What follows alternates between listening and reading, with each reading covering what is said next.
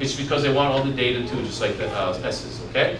Give them a lot of details, provide opportunities for them to ask questions. And D's and I's, make sure you have the answer to those questions, all right?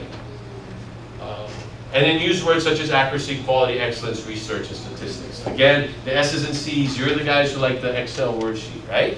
Do you like that stuff? Yeah, give me the data. So like if we were doing a class project, you would want the S's and C's doing all the research, wouldn't you? Right? The I's would be making the cookies, right? And the D's would be looking for the result, all right? But you see how in a group that it's all different, huh? We're all different, okay? So when we motivate our C's, give them the logical next step. Okay, we're going to move the table from here outside. Joe, you come on this side. Bill, you come on this side. On the count of 3, we're going to lift. That's what you guys want to hear, right? You want to hear all of the steps in the procedure, right? Just don't be embarrassed. That's the way you do it, and that's fine. That's fine, okay? So the information has to be detailed and well thought out, all right?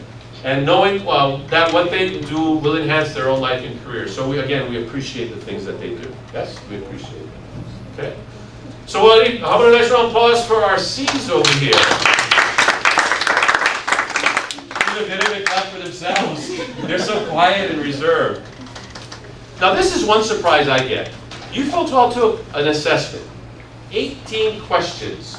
And we figured all that out about you. And is it pretty accurate? Yeah. It's pretty accurate. To me, that's amazing.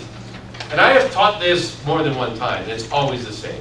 And I just think that's amazing. So for all of you, let's get a little dialogue. Was it accurate for you? Yes. Yeah? To the T? Not really. Not really to the T, but pretty close, huh? Right? So what's on your mind? Do you see what elements or what environments could you see this working for you? If you were able to realize, hey, I'm a D and I'm working with a C, how do you think that would help you? What kind of environment do you think would be helpful in? Where are you folks at today? Do you guys do group work? Yes. Teamwork? Right? So what do you think?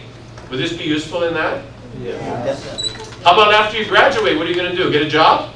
You're going to work by yourself? You're going to work in groups? You're going to work in groups. So do you think this might be beneficial? Right?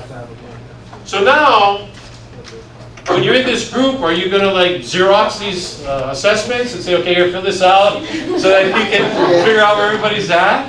Hey, you can do that. Okay, go ahead. You want to know who the D's are? So is that what you're going to do? You're just going to Xerox this and give it to everybody, have them do an assessment in your group so you know what they are? You could do that. You could do that. And you could teach them what I just shared with you as well. All right? But there's also a way that you can just people watch. And you can just on your own determine if they're a D, an I, an S, or a C. That's pretty powerful, isn't it? All right, so let's do some people reading. You're at the Starbucks and you're watching somebody. Ask yourself 2 questions. The first question, is this person fast-paced and outgoing or slow-paced and reserved? If they're fast-paced and outgoing, what do you think they might be? Either a D or an I. But if they're slow-paced and a little bit quiet, what might they be? A C or an S. Okay? So that's the first question you ask yourself. And you just observe them, right? You can just observe them. If they're sitting there on their computer, very quiet, just writing, sipping their coffee, versus talking on the phone or with somebody else, you can just make those observations and make that determination, right? Then the second question you ask, is this person more matter-of-fact,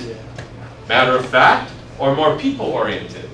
If they're more matter-of-fact, they might be a D or a C, right? Because they're more matter-of-fact. But people-oriented, those are our I's and S's, okay? So here's a matrix that I put that's in your handout. But I do apologize, and that's why it says right over there, correct handout. It should be D-I-S-C, and I think it's wrong, yes? Yeah. So I fired my secretary, just to let you know. Yeah.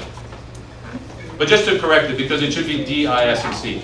So if they are matter-of-fact and fast-paced and outgoing, they are a D. If they're people-oriented, fast-paced and outgoing, they are If they are people-oriented and slow-paced and reserved, S. And if they're slow-paced, reserved, and a matter-of-fact, they're a C. So when you're in a group environment, you can just make these observations, all right? Do you think this might even help you at home? Yeah. Can you think just in your mind, like your siblings, your brother, or your sister? What are they? You think they're eyes too? But you see how you can use this, yeah? So you can see how you can use this. You have questions, I have answers. What's going on? What's in your mind?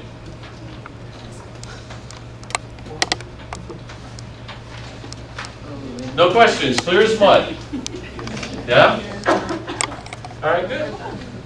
So how do you get good at this? You got to practice. As Primo said in my introduction, I've been a student of DISC for about 10 years. It has helped me greatly in not only my professional career, but in my personal life, because you can gauge people and you know how they work, right? Once you're dealing with a D, you know how they work, all right?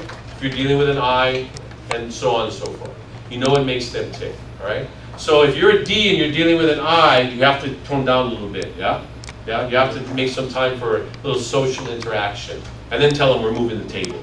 All right, you know what I'm saying? You have to change. The only person that you can change is yourself. That's the only person you can change. Somebody else can do things that just irritate you, right? But you can't change that person. The only person you can change is yourself. So you have to change yourself so you can fit the situation. Because as leaders, it's your job to take these individuals onto that success, wherever that goal is, right? And sometimes D's might be a little bit pushy, sometimes I's, they might just be a little bit too sociable, right? We just have to work together. We just have to work together. So practice this when you're at Starbucks or even in your class, or if you have team groups that you're working with now, you might be able to do a DISC assessment and try and figure out, right? Again, let's let the S's and C's do all of the research on the project. And our I's, hey, you can make it more sociable, and we can make the cookies and for the class when we present it, and the D's more focused, right? Keeping everybody together, okay? So everybody has a strength in this group environment. So in summary, we talked about relationships is really the key to success. A lot of times, I hate to tell you, it's not what you know, it's who you know, all right? And that's just a fact, ladies and gentlemen, all right? So knowing people and knowing how to work with them is very, very important. So again, you identify the behavioral style in your prospects, prospect meaning the person that you're going to work with, and then you engage them by adapting to them. You know what motivates them, okay? So you change your style. Again, any questions? No? Wonderful. Do you think it was worth the 40 minutes that we spent here? Yes. Is this a tool that you think will help you as you progress through college and then through the rest of your life? Yes. And I'm only happy that I've been a part of it. So again, I thank you for your time this afternoon. I certainly thank Primo for setting this all up, and again, allowing me to share whatever little knowledge I have. I do have business cards to pass out in case anybody's interested in contacting me in the future. Otherwise, I just wish you a lot of success, and thanks again. Hey, one more round for Mr. Bobby Cravalho, guys. Yeah. So I guess you can stay for the rest of the course if you want. It's up to you guys. Our bags is downstairs, so we're gonna go down. Thank you so much, that was very interesting. I will use it on my next class. Thanks, guys. Yeah. Good. I think Primo has 50 copies are going for us. Class, back down to the.